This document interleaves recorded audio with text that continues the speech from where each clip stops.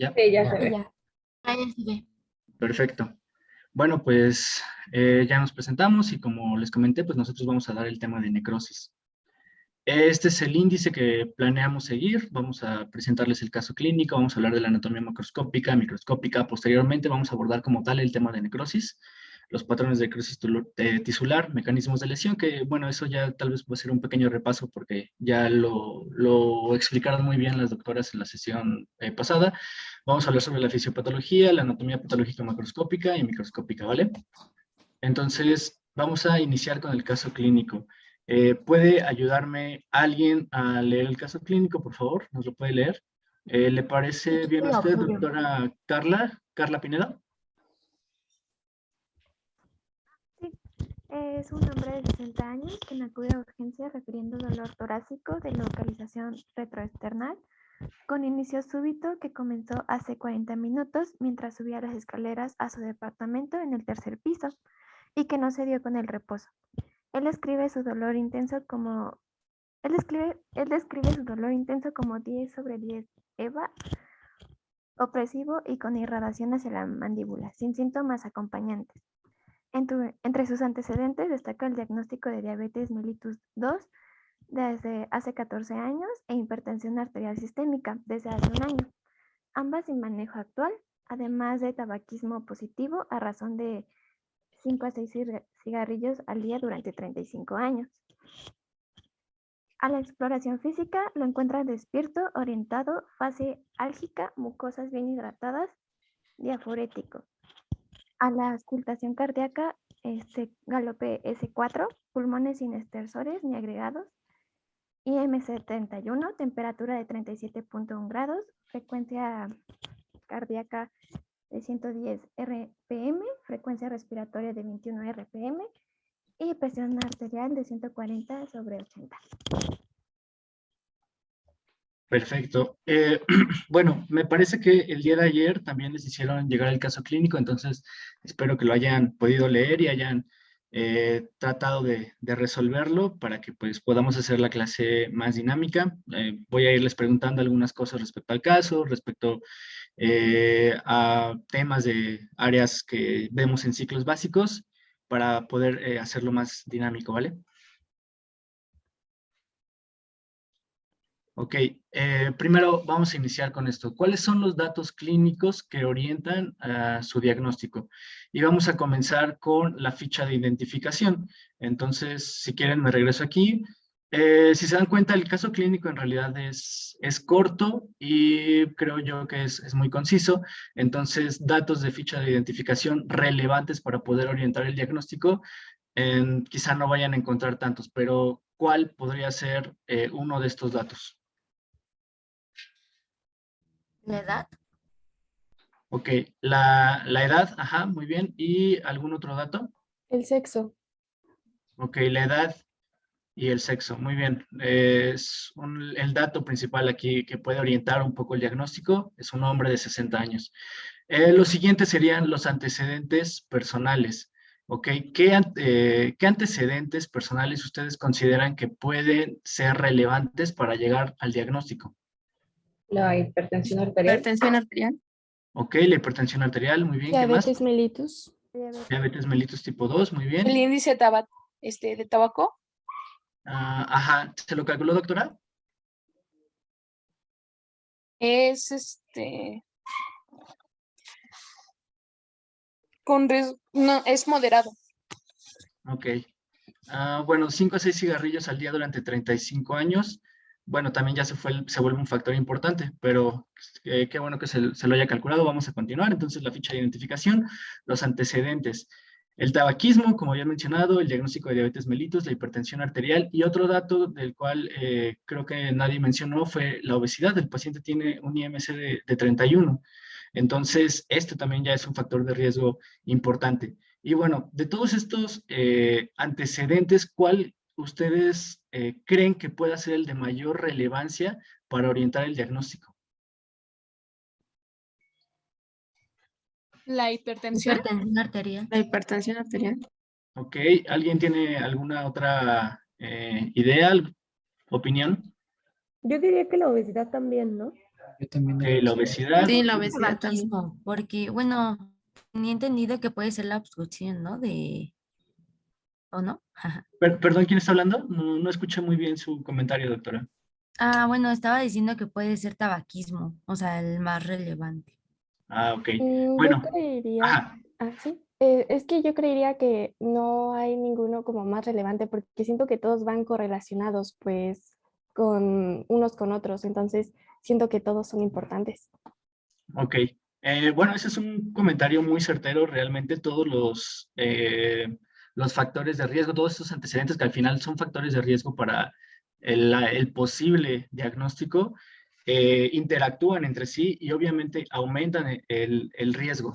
Pero, bueno, si ustedes revisan las últimas guías de la AJA, consideran al tabaquismo como el principal factor de riesgo para, bueno, lo que vamos a estar hablando, espero ya no haber hecho un spoiler muy grande, pero es el tabaquismo, ¿vale? Aunque obviamente, como comentó al último la doctora, todos los factores todos son importantes y tienen un determinado valor. Lo siguiente sería en cuanto al padecimiento actual. ¿Cuáles son los datos pivote que identifican en el caso clínico que orientan al diagnóstico? El dolor torácico Pero retroesternal. torácico. Ok, el dolor torácico retroesternal, ¿qué más? Pues la frecuencia cardíaca, ¿no? También. La frecuencia cardíaca, ajá, puede ser otro dato. Diaforesis y la irrigación del dolor de la mandíbula, ¿no? Ok, la diaforesis, la irrigación del dolor, ¿algo más? ¿Cuándo ocurría, no? Que era cuando subía escaleras. Bien, excelente. Entonces, lo primero que mencionaron fue el dolor torácico. Si ustedes recuerdan las clases de semiología, que bueno, como tal, el dolor lo abordamos independientemente del ciclo que estemos llevando, sea ciclo 1, 2, 3, 4, a cualquier nivel puede presentarse dolor. Y hay 8 características que deberíamos investigar en cuanto a la semiología del dolor o para tratar de hacer un buen diagnóstico. ¿Alguien puede mencionarme una de estas?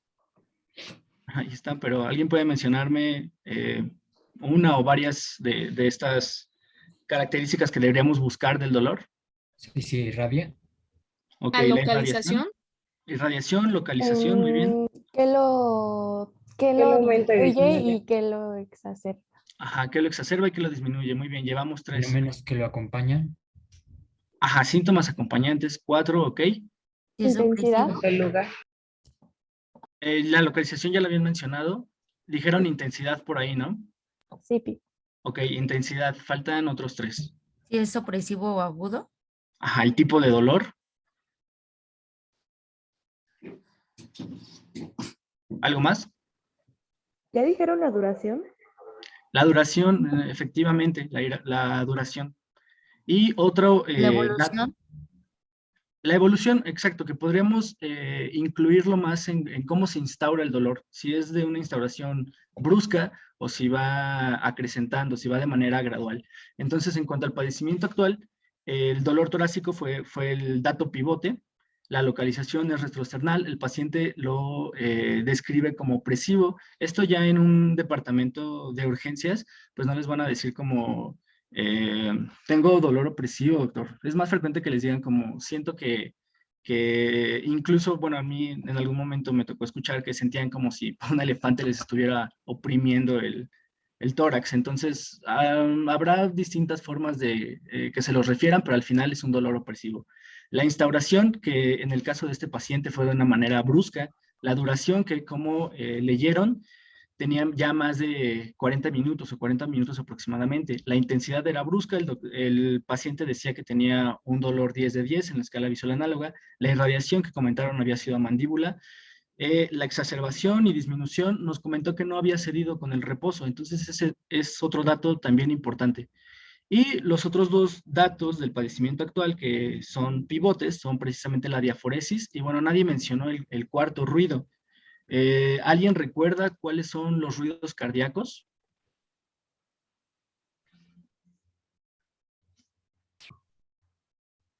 ¿No? Bueno, no sé si todos ya habrán pasado por ciclo 1, pero pues me parece que no, y los que ya pasaron, pues es bueno escuchar esto para hacer un repaso, ¿vale? El primer ruido cardíaco es el que corresponde al cierre de las válvulas auriculoventricular, y este tiene dos componentes. El primero que se llama, o bueno, se denomina M1 y T1. M1 corresponde al cierre de la válvula mitral, y T1 corresponde al cierre de la válvula tricuspidia. El segundo cierre, o el segundo ruido, perdón, corresponde al cierre de las válvulas semilunares, la aórtica y la pulmonar. Entonces, precisamente esto de tum tum, tum tum, tum tum, tum tum.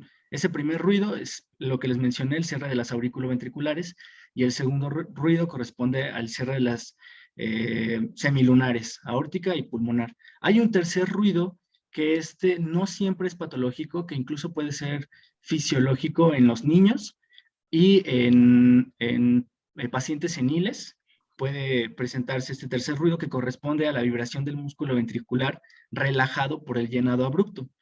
Y finalmente el cuarto ruido, que el cuarto ruido siempre es patológico, ¿ok? El cuarto ruido siempre es patológico, y lo que traduce es la sístole auricular, pero siempre que lo escuchen, que en realidad no es tan sencillo, hay que poner mucha atención, pues corresponde a un ruido patológico. ¿Vale? Ok. El diagnóstico sintomático, vamos a armar una pirámide diagnóstica, esto con la finalidad de que vayan integrando pues su diagnóstico final, de que lo hagamos de una manera organizada, y bueno, como estudiantes en formación, siempre es bueno realizar este ejercicio para poder, para que no olvidemos ningún dato, y posteriormente lo vamos a hacer con mayor agilidad, e incluso cuando sean residentes, si alguno quiere serlo, alguno quiere hacer una especialidad, siempre es bueno armar una pirámide diagnóstica para poder incluir todos los datos. Entonces, el diagnóstico sintomático, este dolor, bueno, aquí creo que se me pasó a ocultar esto de angina atípica, pero pues vamos a irlo explicando. ¿Alguien sabe en sí qué es la angina? ¿Cómo definirían esta palabra?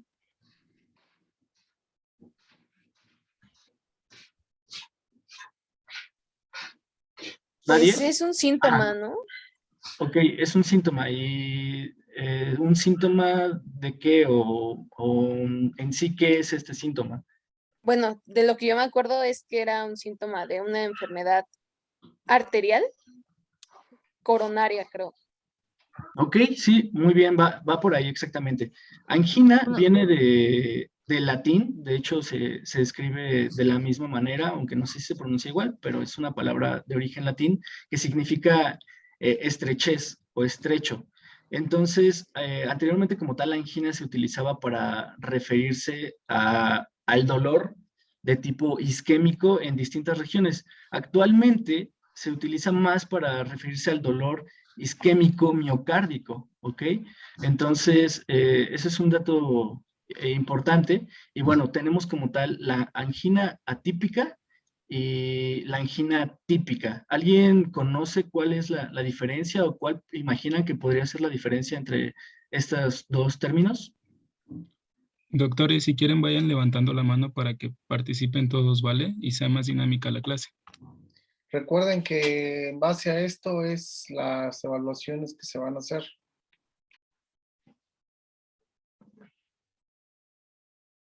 Bueno, no hay problema, de cualquier forma lo vamos a ir pues revisando. La idea es únicamente que Sosa si quiere conocen algo, pues participar. lo aporten. ¿Perdón? Sosa quiere participar, amigo.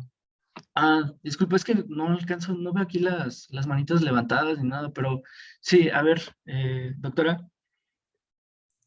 Bueno, Doctor, disculpe. buenas tardes. No hay problema. Tengo entendido que la angina típica y la típica es el tipo de dolor y cuánto dura, ¿no?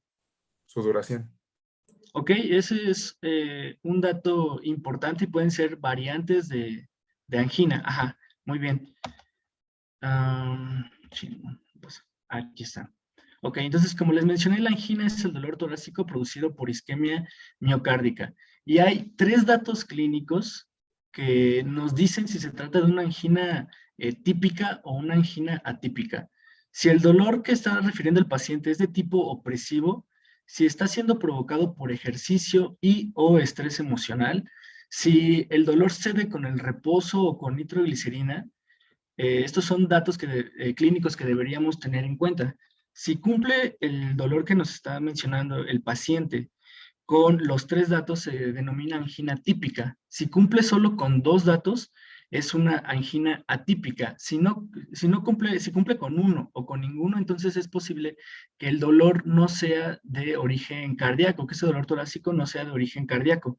¿Ok? Entonces, en servicio de interna o servicio de urgencias al que vayan, siempre les van a preguntar esto. A ver, ¿qué es una angina típica? ¿Qué es una angina atípica? Perdón. ¿Qué es una angina estable? ¿Qué es una angina inestable?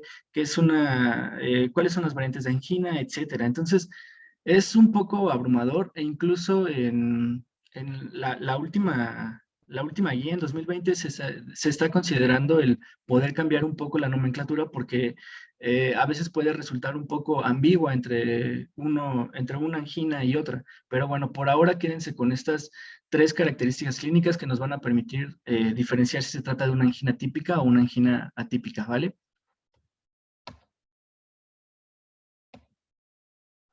Ok, el diagnóstico topográfico. Bueno, pues aquí ya como tal está, el diagnóstico topográfico es la región precordial, ¿no? ¿Alguien puede decirme cómo está delimitada la región precordial o qué es en sí, sí, cómo encontramos la región precordial?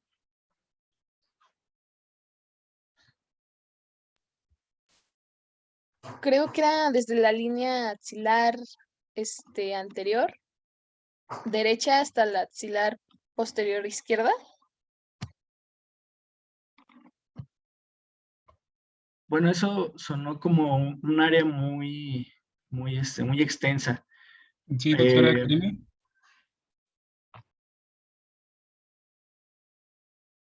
Perdón, ¿alguien Yo iba a iba a hablar? decir que va desde la pared torácica que cubre la cara anterior del corazón, ¿no? Y, ¿o no? La pared torácica. Sí, la región precordial la encontramos en la pared torácica. Pero bueno, vamos a verla en este esquema. La región precordial, bueno, primero tienen que recordar algunas líneas como tal que dividen el tórax, pero pues básicamente aquí vamos a utilizar 3. ¿Vale? Entonces, esto de aquí, pues corresponde al esternón, ¿no? La línea paraesternal derecha, la línea paraesternal izquierda, la tercera costal, la línea tercera costal y la sexta costal. Entonces, la región precordial la localizamos, el vértice superior derecho, la localizamos a 1 centímetro de la línea paraesternal sobre la línea tercera costal, ¿ok? El vértice, perdón, inferior izquierdo lo encontramos un poco más cercano a la línea paraesternal. El libro de semiología argente, de hecho, la identifica sobre la línea paraesternal como tal, este vértice, sobre la línea sextacostal.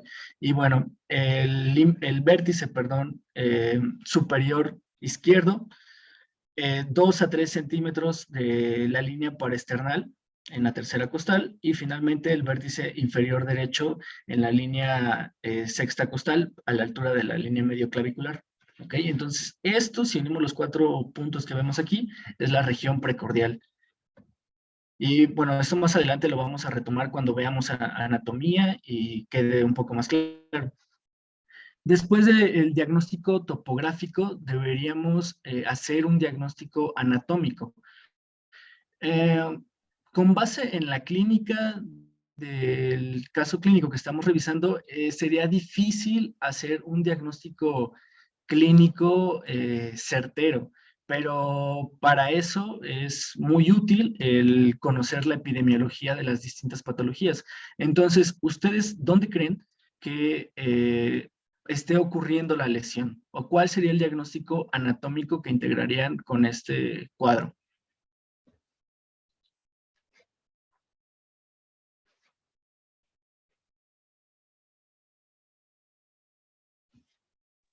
¿Podría repetir eso, por favor? La pregunta es que, bueno, ya todos van integrando un diagnóstico, ya tienen algo en mente, ya tienen un diagnóstico sintomático, un diagnóstico topográfico. Lo siguiente sería integrar un diagnóstico anatómico. Con las características clínicas, en el caso, es difícil llegar a un diagnóstico anatómico. Sin embargo, para eso precisamente sirve la la epidemiología de las distintas enfermedades. Y de acuerdo con lo que usted tal vez tenga en mente, doctor, ya de un diagnóstico, ¿dónde podría localizar anatómicamente, ya no topográficamente, sino anatómicamente la lesión? ¿Corazón? Ok, corazón, ¿alguna zona en específico del corazón, doctora?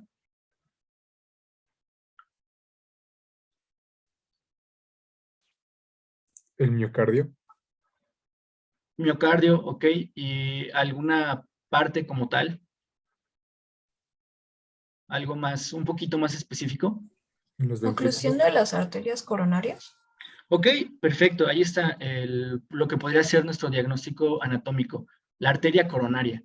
Y como les había mencionado, pues para esto nos sirve la epidemiología. La arteria coronaria izquierda es la que sufre mayormente o con mayor frecuencia lesiones. Y específicamente de la arteria coronaria izquierda es la arteria, perdón, descendente anterior, que lo vamos a revisar más a fondo, con mayor detalle y algunos esquemas para que quienes no han llevado todavía este ciclo 1, pues lo puedan ya comprender mejor, y aquellos que ya lo llevaron, pues hagan un repaso. Pero bueno, perfecto, la circulación coronaria, como les mencioné, pues sobre todo la coronaria izquierda. Y bueno, diagnóstico anatómico, ya lo mencionamos, perdón, diagnóstico presuntivo. ¿Alguien puede decirme qué diagnóstico presuntivo tiene en mente?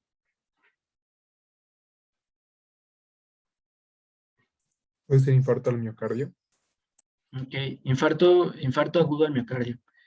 Bien, ese sería nuestro diagnóstico presuntivo. Y posteriormente, pues ya llegamos al diagnóstico definitivo, pero como se dan cuenta, la idea de este ejercicio es que ustedes lleguen a un diagnóstico presuntivo antes de que soliciten cualquier estudio de laboratorio o de gabinete, porque creo que es lo que nos enseñan durante toda la carrera, que ya cuando tú pides un estudio de gabinete, un estudio de laboratorio, ya tienes que tener algo en mente, saber qué es lo que estás buscando. Y entonces puede ser que esta hipótesis sea correcta o no lo sea, pero ya tienes al menos algo en mente. ¿Vale? Entonces, perfecto. El doctor dice que es un infarto agudo al miocardio. ¿Qué estudios solicitarían en primera instancia? Acuérdense que están en un departamento de urgencias, que con base en el diagnóstico presuntivo, que es un infarto agudo al miocardio, pues hay que actuar rápido, porque como van a escuchar a lo largo de toda la carrera, tiempo es corazón. Es un Entonces, electrocardiograma, ¿no? un electrocardiograma. Y Perfecto. ecocardiograma, ¿no? Vale. Entonces, ¿alguien puede decirme, se anima a comentarnos qué es lo que puede observar aquí en este electrocardiograma? Tratando de hacerlo de una manera, pues, sistematizada. Bueno, les voy a ayudar un poquito para que poco a poco se vayan animando. Hay un libro que se llama La alegría de leer el electrocardiograma. Tal vez algunos ya lo conocen, quienes no, pues los invito a que lo busquen. Es un libro que está muy sencillo y es muy práctico, muy conciso con lo que te quiere decir. Este libro nos dice que hay una regla mnemotécnica que nos puede ayudar mucho, incluso cuando ya sean ustedes los mejores cardiólogos. Sería bueno que la sigan utilizando para llevar una sistematización de qué debemos buscar en un electrocardiograma, ¿vale? Entonces, la regla mnemotécnica es FREE. La F corresponde a la frecuencia cardíaca, la R corresponde al ritmo, determinar si es un ritmo sinusal o si no es sinusal. La primera E corresponde al eje cardíaco, que también nos puede hablar de qué patologías pueden estar asociadas a la desviación del eje cardíaco. Y finalmente, la última E es de extras. ¿Qué dato extra importante localizas en el electrocardiograma? Entonces, alguien que me mencione, vamos con la primera letra, que es la F de frecuencia cardíaca. ¿Alguien en este trazo podría decirnos cuál es la frecuencia cardíaca o sabe cómo medir la frecuencia cardíaca del electrocardiograma, en un electrocardiograma? Bueno, la verdad es que no sé, pero por ejemplo en el caso venía que era 110, que estaba en 110 el paciente. Ok. Y, pero ¿cómo lo comprobaría, doctora? Bueno, a mí Lo me verificaría aquí. enseñaron Ajá. que hay que tomar la D2, ¿no? La derivación de D2. La derivación de 2, ¿y cómo lo haría? Bueno, es que aquí no se ve muy bien, porque bueno, uno pues toma, ¿no? Electrocardiogramas de corazones sanos, pero pues me enseñaron que hay que tomar el rango de una R, de una onda R a otra onda R y usar el método de los 300, 150, 100, no sé cómo se llame.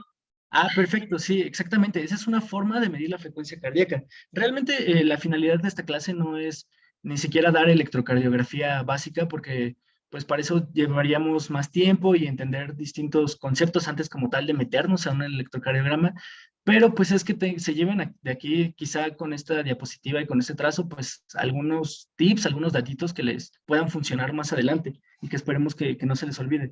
Como mencionó la doctora, efectivamente hay una manera de poder medir la frecuencia, que es la regla de los 300, en donde lo que se hace es localizar, por ejemplo, una onda R que esté en contacto con el inicio de uno de estos cuadros grandes.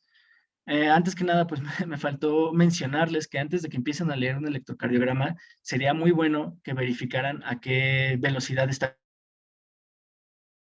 corriendo el papel, ¿ok?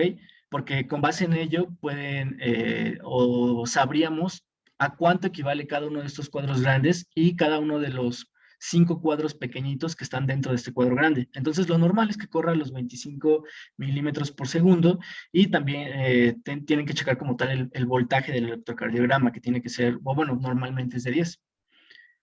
Como comentó la doctora, la regla de los 300 es una buena forma de medir la frecuencia cardíaca. Entonces, localizamos la onda R o alguna onda R que esté en contacto con el inicio de uno de los cuadros grandes. La siguiente línea correspondería al 300. Creo que hay algo en el chat. Ok. Bueno, a ver si pueden aceptar a Daniel Guevara porque no soy yo el anfitrión. Bueno, la primera, como les había comentado, corresponde a 300. La segunda son 150. La siguiente rayita son 100. Y como tal, las siguientes son 75. ¿Ok? Pero ¿cuál es el problema con esta regla? Que es utilizada sobre todo cuando el trazo es rítmico. Y si se dan cuenta, aquí la distancia entre onda R y R no es la misma que, por ejemplo, acá. Si se dan cuenta, aquí es más pequeña la distancia entre la onda R y la onda R que lo que hay acá o tan solo lo que hay entre esta y esta, ¿no? Entonces, esa regla se utiliza sobre todo cuando ven que el trazo es rítmico. Axel, ¿Alguien quería mencionar algo? Axel, tienes un mensaje en el chat y una manita levantada de el doctor Sosa. Ok. Vale. ¿El doctor Sosa quiere comentar algo?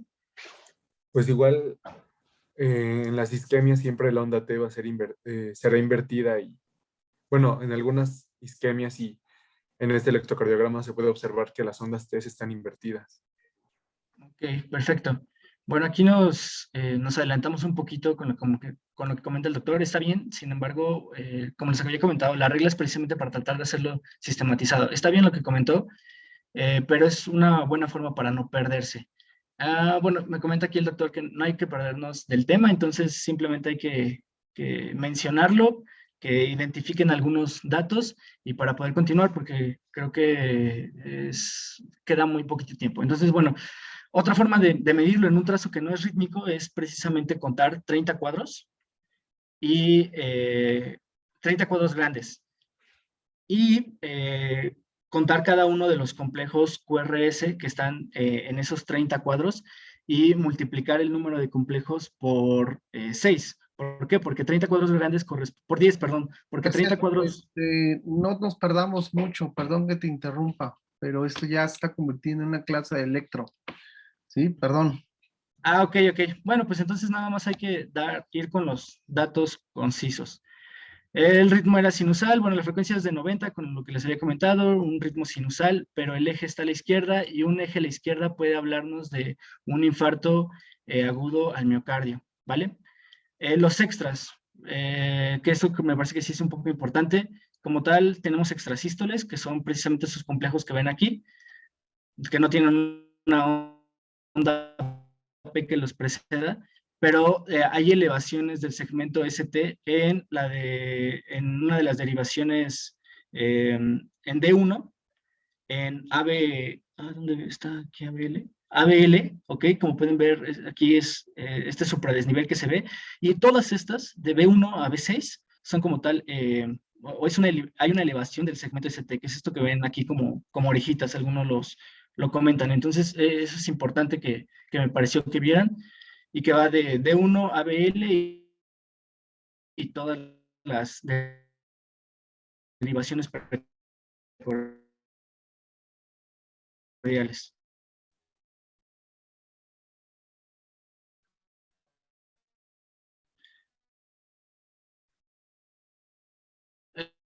Bueno, pues entonces creo que sería bueno pasar esta corazón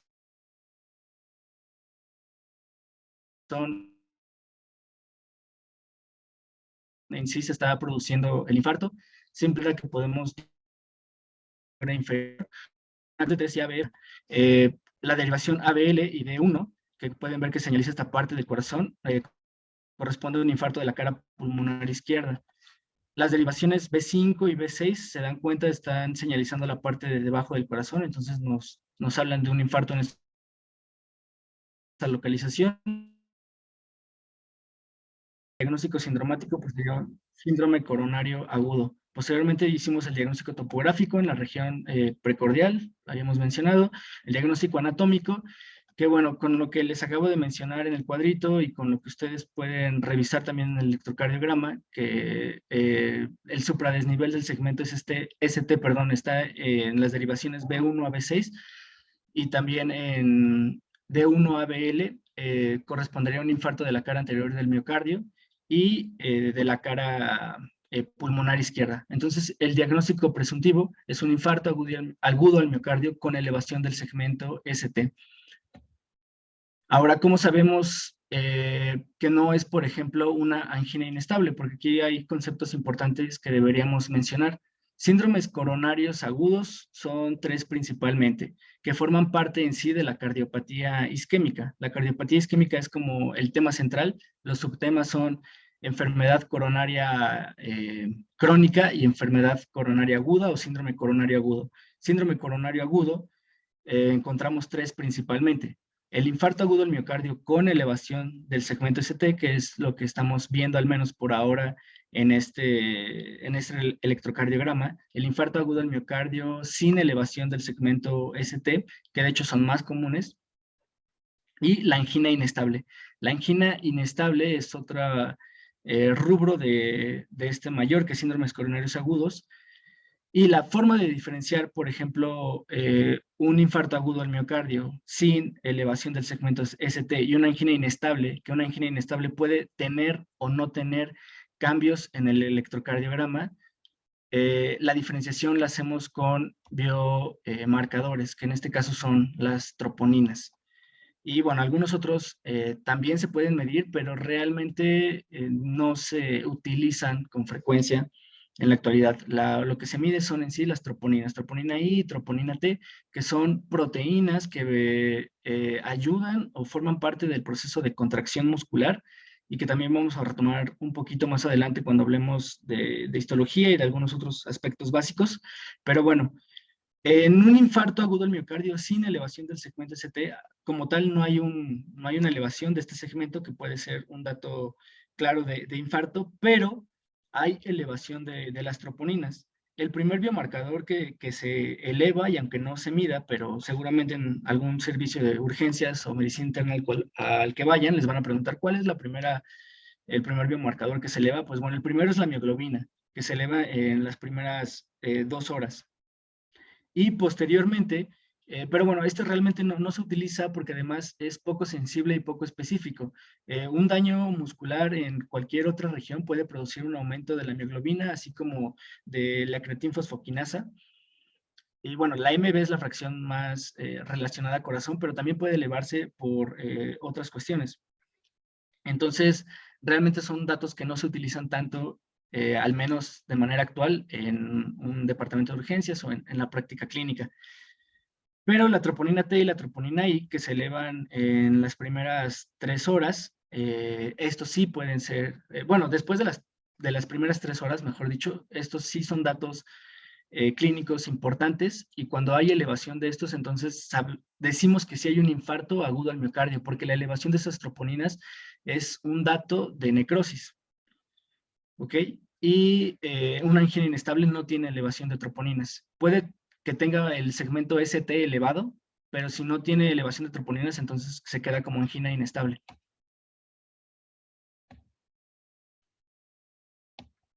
Ok. ¿Alguien puede ayudarme a leer esta siguiente parte del caso clínico?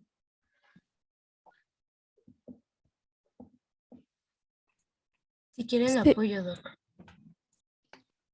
Sí, gracias. Ok, se inicia tratamiento antiisquémico con dosis alta de aspirina, clopidogrel, nitroglicerina sublingual y heparina unifraccionada antes de iniciar la terapia trombolítica. Después de unos minutos el paciente no tiene respuesta y no se detecta pulso. A pesar de implementar maniobras de reanimación, el paciente muere. ¿Cuál es la causa más probable de muerte en este paciente? Ok. Usted misma, doctora, ¿tiene alguna probable respuesta para esta pregunta? Es que habíamos dicho que era un infarto en el miocardio, ¿no? Ok, sí, ese es el diagnóstico central, un infarto agudo al miocardio con elevación del segmento ST, pero le voy a dar una pista. Esto en sí es una muerte cardíaca súbita. Denominamos muerte cardíaca súbita a la muerte que se produce tras 1 hora de que se han iniciado los síntomas. Dentro de esa hora, si el paciente muere, entonces se le llama muerte cardíaca súbita. Así que la pregunta, digamos, como que con esta pista sería, ¿cuál es la causa más probable de muerte en este paciente por muerte cardíaca súbita? ¿O cuál es la causa de muerte cardíaca súbita más frecuente?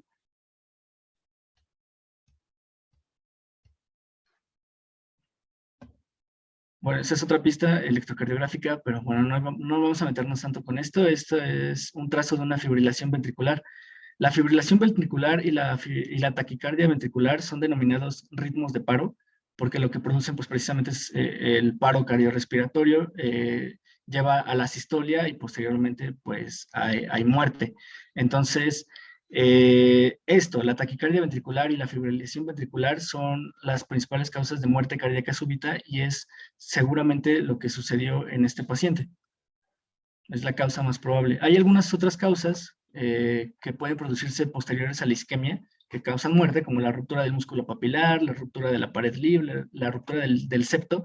Sin embargo, estas suelen ser días posteriores, mínimo de 2 hasta 14 días. Por ejemplo, la ruptura del músculo papilar, de 2 a 7 días.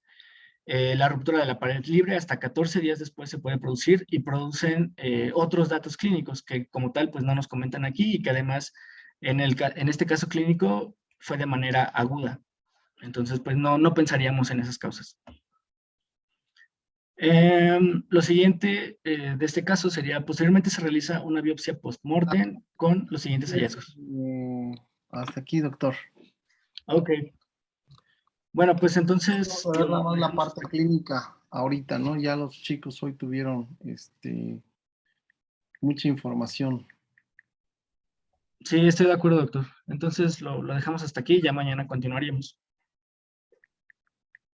Muy bien, entonces, jóvenes, pues damos por hoy terminada la clase. Repasen este caso para que mañana con